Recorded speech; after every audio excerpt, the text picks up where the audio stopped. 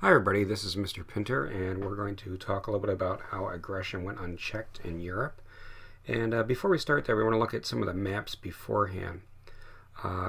Looking at this early map of Europe, you'll notice that Poland doesn't exist, and that's because it had ceased to exist, partially because of the Austrian Empire, the German Confederation, and you'll also notice the Ottoman Empire also playing a part in that.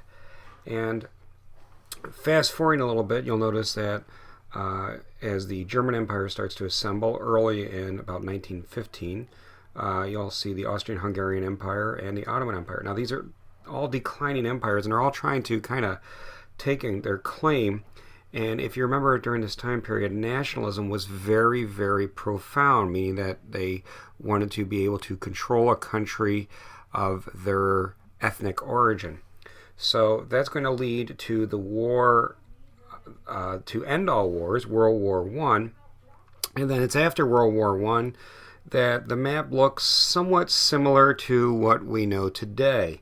Now, this is also going to create some issues with Germany because Germany had lost territory. And you'll notice that Poland separates a section of Germany, and that was going to create some hardships.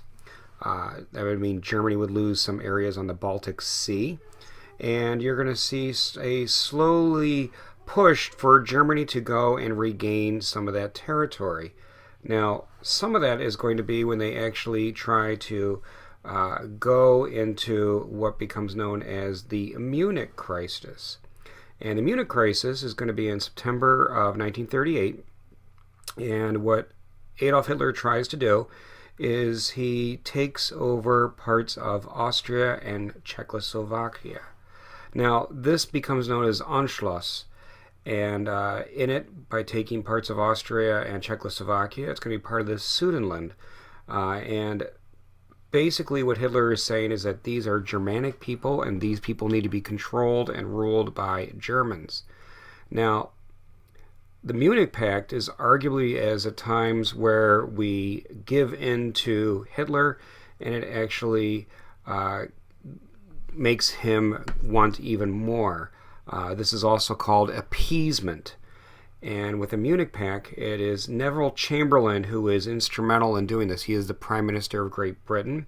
The French Premier Edward Dadler sacrificed both the territory, and it's basically to preserve peace. And there are two schools of thought on this. One is that you're going to try to appease Hitler, and hopefully he would be done and no longer would have any interest in trying to gain any more territory. The other thought is that as a result of World War I, all the countries had started to give up a lot of their military. They had started to stop the militarism, the growth of buying and building more weapons, and that was to try and keep a war from actually occurring again. And so it is thought that by giving in to Adolf Hitler, this would allow those countries, namely Britain and also France, to actually prepare for war. So that's one of the thoughts in that. And again, that's going to be argumentative too as we go into this. Now, what also is going to happen is in Russia, Germany is going to do what's called a non-aggression pact. And that's where Germany and Russia agree not to fight. And in doing so, they are going to take the Polish territory, Poland, and actually divide it up. So Germany is going to take one part of it, and Russia is going to join in and take the other side. Now, Germany is going to say that this is part aggression.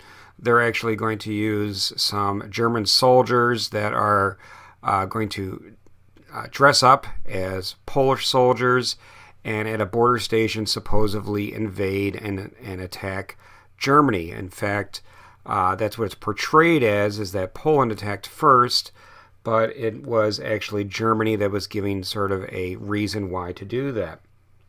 And Hitler's idea is basically, if you recall, the Schlieffen Plan. The Schlieffen Plan was you cannot fight a two-front war.